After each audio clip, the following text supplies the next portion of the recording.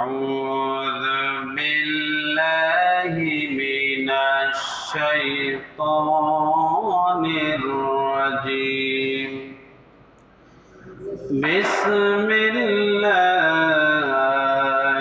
الرحمن الرحيم يا أيها الإنسان إنك كادح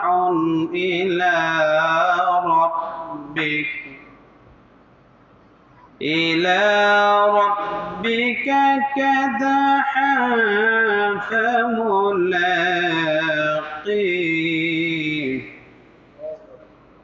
فأما من أوتي كتابه بيمينه فسوف يحاسب حسابا يسيرا وينقلب إلى أهله مسرورا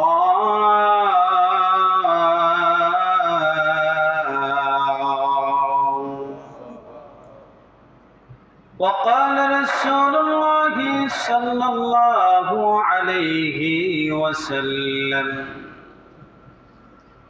إن أول ما يحاسب به العبد يوم القيامة الصلاة أو كما قال عليه الصلاة والسلام إن الله وملائكته يصلون على النبي يا أيها الذين آمنوا صلوا عليه وسلموا تسليما اللهم صل على محمد وعلى آل محمد كما صليت على إبراهيم وعلى آل إبراهيم إنك حميد مجيد اللهم بارك على محمد وعلى آل محمد كما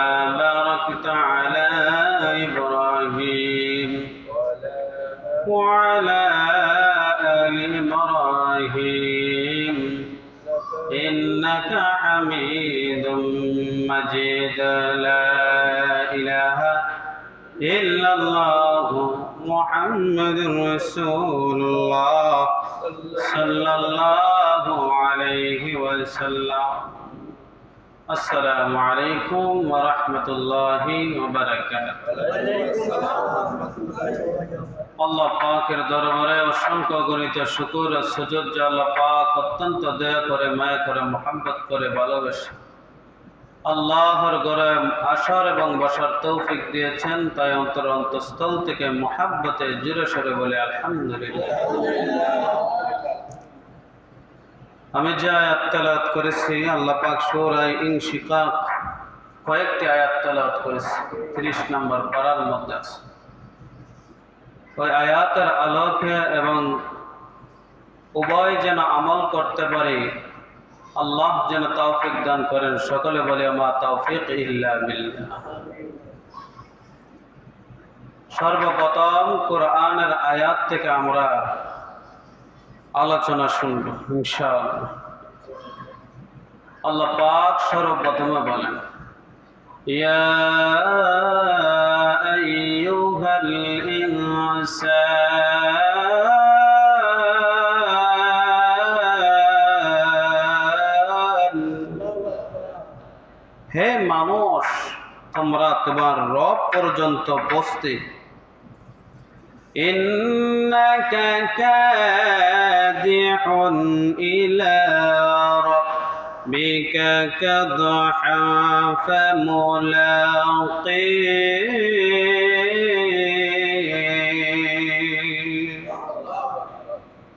তোমাদের রব পর্যন্ত অবশ্যই বসতে কঠোর পরিশ্রম করতে হবে। কি করতে হবে? কঠিন পরিশ্রম করতে হবে, এতবার তুমি তার সাক্ষাৎ পাবেই পাবে। এখন যদি আমরা আল্লাহর সাক্ষাৎ পেতে চাই, আল্লাহর কাছে যেতে চাই, তাহলে আমাদের কঠোর পরিশ্রম করতে হবে। অনেকে দেখবেন বলে, ভাই আমার কিন্তু টাকা পয়সা নাই, কিন্তু জীবনে উন্নতি করতে গেলে পরিশ্রমের প্রয়োজন আছে, আছে না না? উন্নতি করতে হলে আল্লাহ বলেন, আমার সাথে যদি সাক্ষাৎ করতে চাও তাহলে তোমরা অবশ্যই, আমার কাছে যদি পৌঁছতে চাও তাহলে তোমরা কঠোর পরিশ্রম করতে হবে। কঠোর পরিশ্রম দিয়ে কি বোঝায়? আল্লাহ বলেন দুনিয়ার পরিশ্রম দুইটা লাইন আছে, একটা হলো ইবাদতের মাধ্যমে আর একটা হলো দুনিয়া কামাইয়ের মাধ্যমে। কয়টা পরিশ্রম? একটা হলো আখিরাত কামাই আর একটা হলো দুনিয়া কামাই। তাহলে আমরা সাধারণত দুনিয়া কামাইয়ের জন্য নিজের জীবন দিতে প্রস্তুত, কিন্তু আখিরাত কামাইয়ের জন্য মানুষ খুবই কম চেষ্টা করে, ঠিক না? কথা কেন বুঝেননি কথা? আল্লাহ বলেন অবশ্যই অবশ্যই অবশ্যই আমি আল্লাহর সাক্ষাৎ তোমরা করতেই হবে। কার সাক্ষাৎ? আমরা করতে হবে, বিশ্বাস করিনি, সবাই বিশ্বাস করতে হবে। আল্লাহ বলেন সাক্ষাৎ করবা, তারপরে কি হবে? আল্লাহ বলেন ওই মানুষগুলা আনন্দিত হয়ে যাবে। কোন মানুষগুলা? আল্লাহ পাক কোরআনের আয়াতের মধ্যে বের فَأَمَّا مَنْ أُوتِيَ كِتَابَهُ بِيَمِينِهِ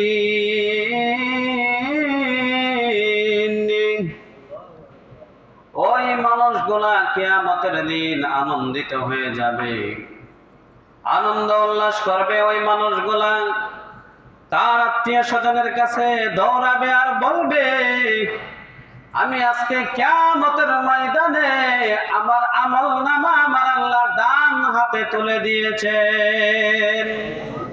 কোন হাতে? ডান হাতে তুলে দিয়েছে। মানুষটা আনন্দ বোধ করবে আর লাফালাফি করবে। দুনিয়ার জমিনে দেখবেন বিভিন্ন কনসার্টে বিভিন্ন গানের বাজনা শুনে নাচানাচি করে। আল্লাহ বলেন ওই নাচা কোনো গানের বাজনার জন্য নয়, কোনো আনন্দের জন্য নয়। ওই বাজনাটা শুধু দুনিয়ার নয়, ওইটা কিয়ামতের ময়দানে বান্দা জান্নাতে যাওয়ার আনন্দিত হইয়া আসে। ময়দানের ভিতরে আত্মীয় স্বজনের কাছে দৌড়াবে আর বলবে, আমার কপাল কত ভালো, আজকে আমার আমল নামা আমার আল্লাহ ডান হাতে তুলে দিয়েছেন। কোন হাতে?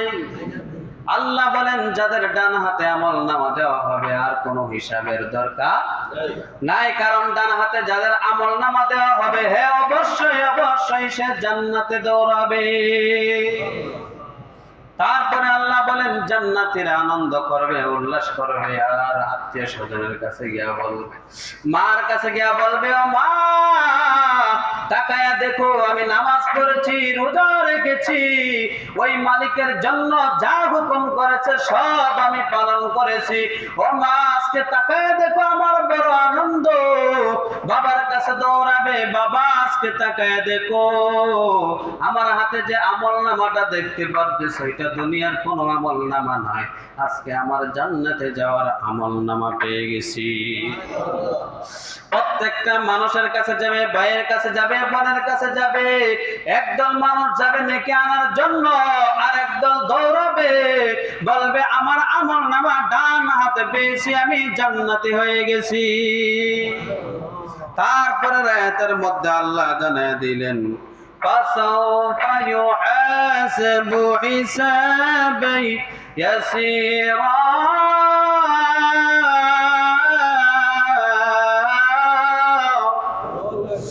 আল্লাহ বলেন অত্যন্ত সহজভাবে তার হিসাব নিকাশ করা হবে। বলে হিসাব নিকাশ সহজ কিভাবে হবে?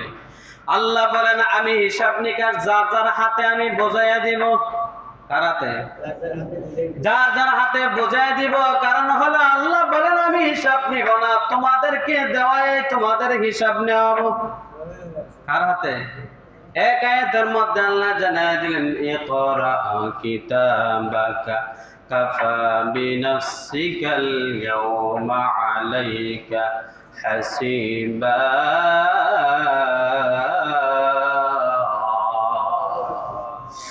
আল্লাহ বলেন ইকরা কিতাবাকা, তোমার কিতাব তুমি পড়ো, হিসাবা, তুমি তোমার হিসাব মিলাও, তুমি তোমার হিসাব কি করেছো না করেছো সব কিছু আজকে ওইটার ভিতরে আছে।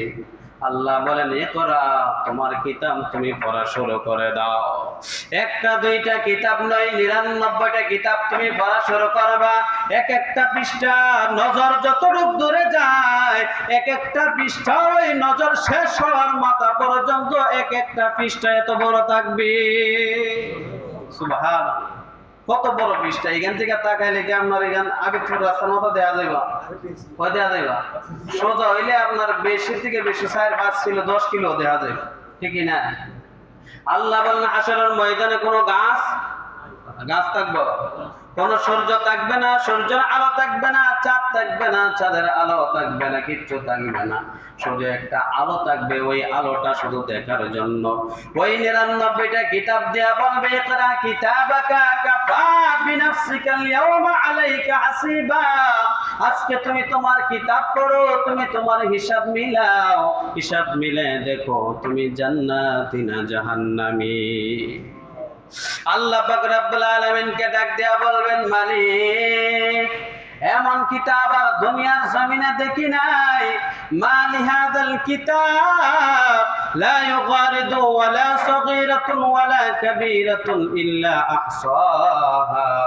ওই কিতাবের ভিতরে ছোট্ট যেটা আছে কণা বালির মতো গুনাহ, যেটা নাকি ছোট্ট আছে দেখার মতো নয়, ওইটাও কিতাবের মধ্যে লেখা।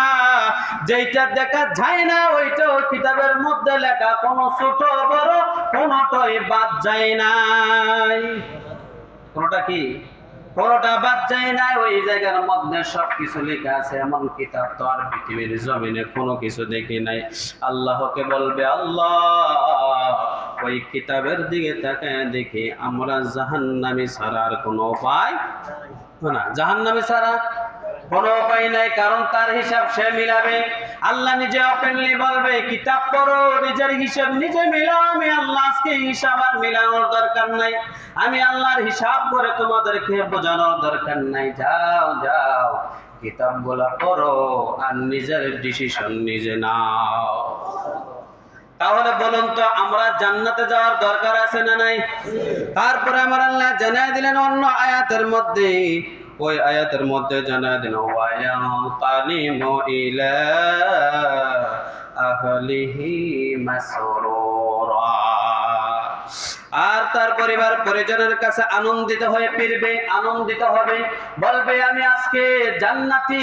আপনারা বলেছিলেন আমি মনে হয় জাহান্নামের কাজ করতেছি। বলে না না, যত কাজ করছি সামান্য হলেও আমি আল্লাহর জন্য করছি। সামান্য হলে কার জন্য করছে? আল্লাহর জন্য করছে। আখলিস দীনাকা ইয়াকফিকাল আমালুল কলিল। হাদিস শরীফের মধ্যে আছে যদি আমল অল্প করো কিন্তু ঈমানটা কাটি করে করতে হবে। ঈমানটা কি করে? ঈমানটা কাটি থাকতে হবে। অল্প আমলে নাজাতের জন্য যথেষ্ট হইবে। আর যদি ঈমান না থাকে পৃথিবীর যত বড় বড় ভালো কাজ করবেন তারপর আপনার ওই আমল কোনো কাজে আসবে না। যদি ঈমানটা মজবুত থাকে, ঈমানটা ক্লিয়ার থাকে, সুন্দর থাকে, ঈমানটা যদি ফ্রেশ থাকে, আর যদি অল্প আমল করেন আপনার জন্য জান্নাত নিশ্চিত হয়ে যাবে। সুবহানাল্লাহ। তাহলে কি করতে হবে? মনটা, অন্তরটা, ঈমানটা ফ্রেশ রেখে আমল করতে হবে। কি করতে হবে? আমল। তারপরের মধ্যে আল্লাহ বললেন অন্য আয়াতের মধ্যে وَأَمَّا مَنْ أُوتِيَ كِتَابَهُ وَرَاءَ ظُهُرِهِ। আর যাকে তার আমলনামা পিঠের পিছন দিক দিয়ে 8 টুকরো ঢুকাইয়া আমলনামা যাদের পিছন দিক দিয়ে দেওয়া হবে। বলে পিছন দিক দিয়ে কিভাবে? বলে বাম হাতটা তার পিছন দিক দিয়ে ঘুরাইয়া, মাথাটা তার পিছন দিক দিয়ে ঘুরাইয়া, বাম হাতটা তার পিঠের দিক দিয়ে ঢুকাইয়া তার বুক দিয়া ছিদ্র করিয়া ওই হাতটা যখন সামনের দিকে আনবে, সাথে সাথে তার কলিজা পেটে তার রক্তকরণ হওয়া শুরু করবে। আল্লাহ পাক রব্বুল আলামিন তাফসীরে কিতাবের মধ্যে বলেন, ওই মানুষটা ওই জায়গার মধ্যে চিৎকার দিবে, এমন বড় চিৎকার, যদি দুনিয়ার জমিনে এত বড় চিৎকার মানুষে দিত তাহলে ওই দুনিয়া ধ্বংস হয়ে যাইত।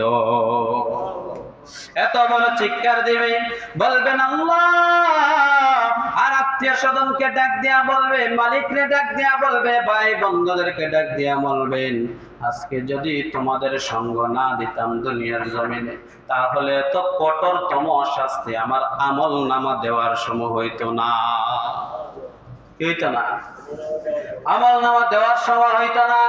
আল্লাহ পাক রব্বুল আলামিন বললেন, তোমরা কি করছো?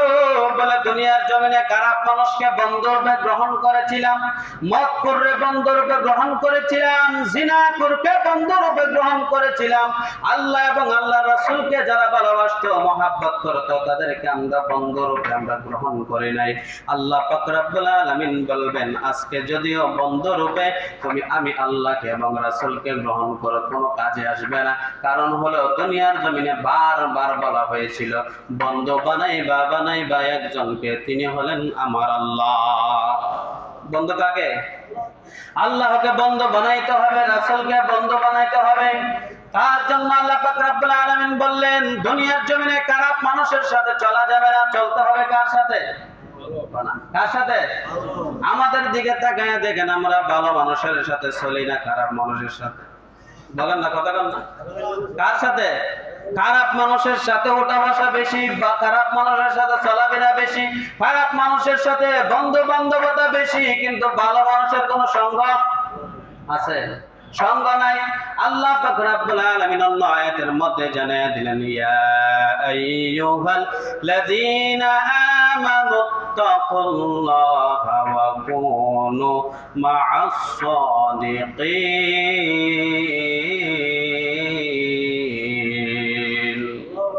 আল্লাহ বলেন, হে ঈমানদারগণ, আমি আল্লাহকে ভয় করো, ভয় করার মতো ভয় করো, আর সত্যবাদীদের সঙ্গে হয়ে যাও। কার সঙ্গে? সত্যবাদী, মুখলেস বান্দা, ইমানদার বান্দা, ইবাদত করনেওয়ালাদের বন্ধু হয়ে যাও। তাহলে আল্লাহ নিজে বলতেছেন তাদের বন্ধু হওয়ার জন্য। কার বন্ধু?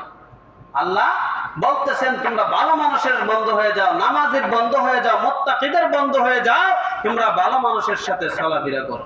কার সাথে? ভালো মানুষদের সাথে। যার সাথে যার চলাফেরা থাকবে, তার সাথে তার হাসর নাসর হবে। আপনি যদি একজন মুসলমান ইমানদারদের সঙ্গে চলেন, তাহলে তার সঙ্গে হাসর নাসর হবে।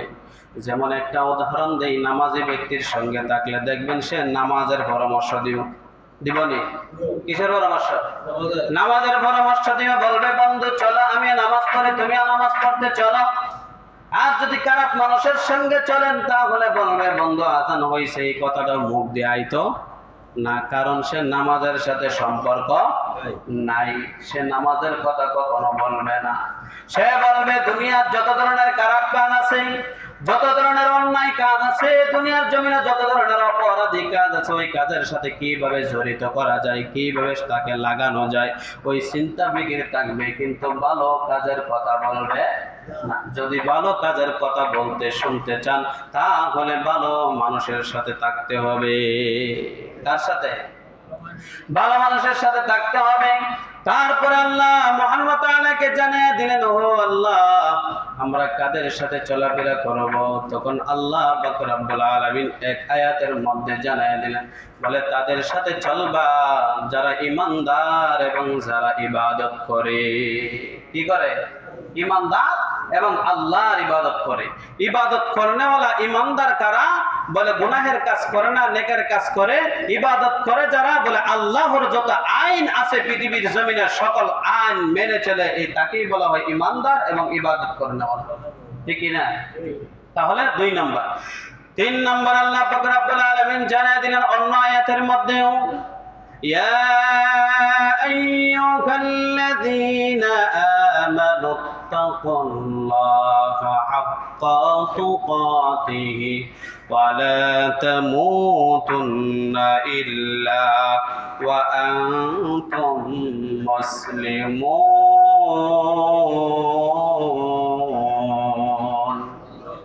আল্লাহ মুহাম্মদ তাআলা জেলে দিলেন ইয়া আইয়ুহাল্লাযীনা আমানুত্তাকুল্লাহ হে ঈমানদারগণ হে ঈমানওয়ালাগণ আমানুত্তাকুল্লাহ আমি আল্লাহকে ভয় করো হাক্কা তুকাতিহি ভয় করার মতো ভয় করো ওয়ালা তামুতুন্না যতক্ষণ না তোমরা পরিপূর্ণ হাক্কা তুকাতিহি ওয়ালা তামুতুন্না ইল্লা ওয়া আনতুম মুসলিমুন তোমরা যতক্ষণ না মুসলমান হইছো ততক্ষণ তোমরা মৃত্যুবরণ করিও না কতক্ষণ যতক্ষণ না মুসলমান হয়েছেন বলে আমরা মুসলমান হয়েছি কিনা জানবো কিভাবে বলে মুসলমান হয়েছি তখনই বুঝবেন যখন মুসলমান শব্দের একটা অর্থ সবথেকে ভালো অর্থ হলো আমি আল্লাহর কাছে আত্মসমর্পণ করলাম কার কাছে আত্মসমর্পণ করা মানে কি আমার বিরুদ্ধে চলা বুঝলেন কথা মানে আল্লাহর বিরুদ্ধে চলা আত্মসমর্পণ করা মানে কি আল্লাহর যত আইন আছে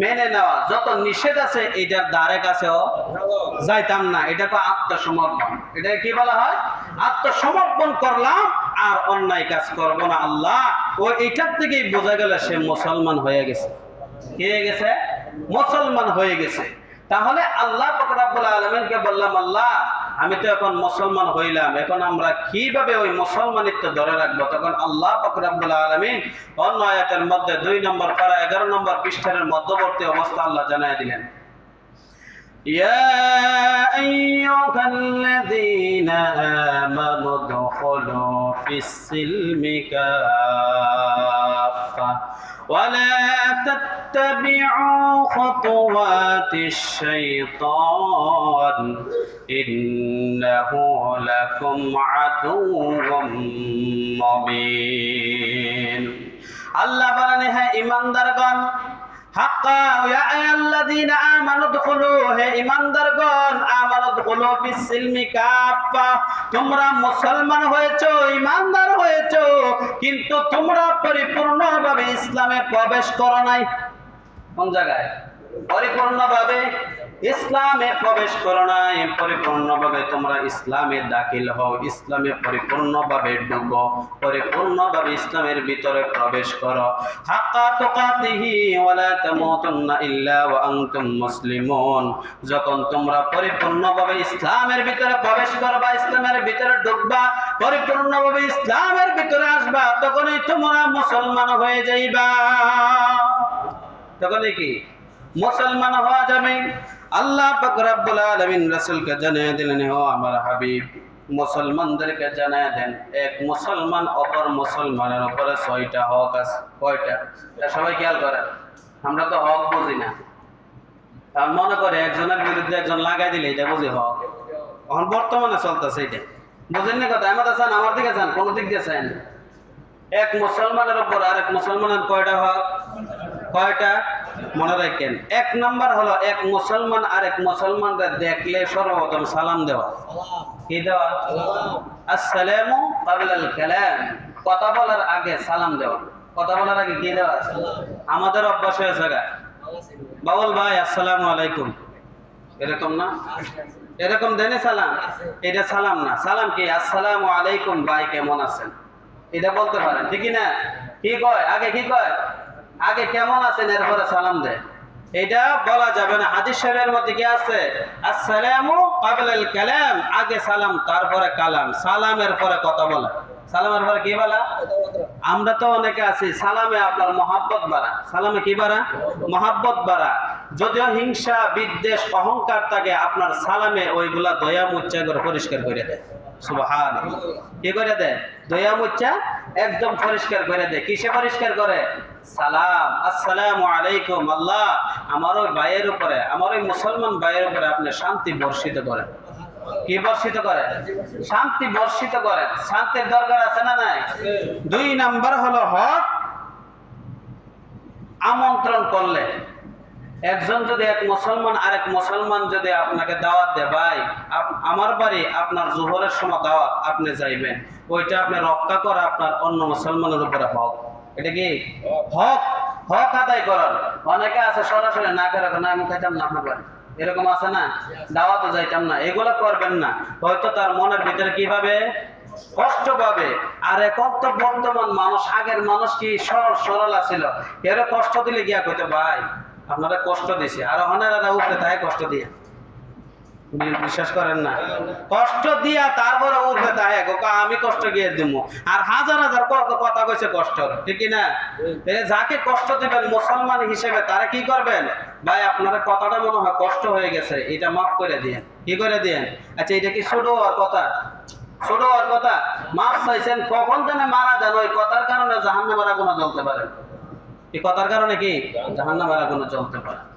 3 নাম্বার, আল্লাহ রাসূল সাল্লাল্লাহু আলাইহি ওয়াসাল্লাম বলেন, উপদেশ চাইলে একজন যদি আপনার কাছে পরামর্শ চায়, ভাই আমি ব্যবসাটা করতাম, এই কাজটা করতাম, কিভাবে করা যায়, আপনাকে সৎ আপনার কাছে যদি চায় তাহলে আপনি সৎ পরামর্শ দিবেন।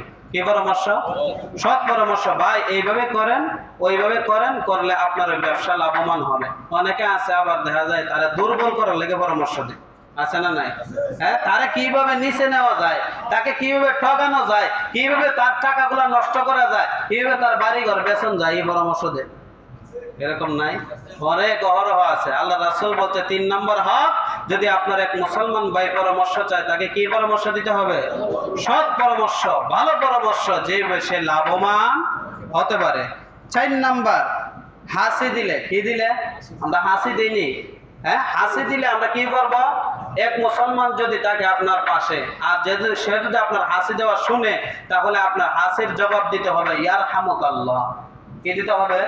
ইয়ারহামুক আল্লাহ। আমরা তো অনেকে শুনি কিন্তু দেই না। এগুলা তাকে শুনে বলা ওয়াজিব। এক মুসলমান অপর মুসলমানের উপরে কি হক, কি হক আদায় করতে হবে। 5 নাম্বার, আল্লাহ রাসূল সাল্লাল্লাহু আলাইহি ওয়াসাল্লাম বলেন, অসুস্থ যদি হয়ে যায় এক মুসলমান অপর মুসলমানকে, ওই অসুস্থ ব্যক্তিকে দেখতে যাবে।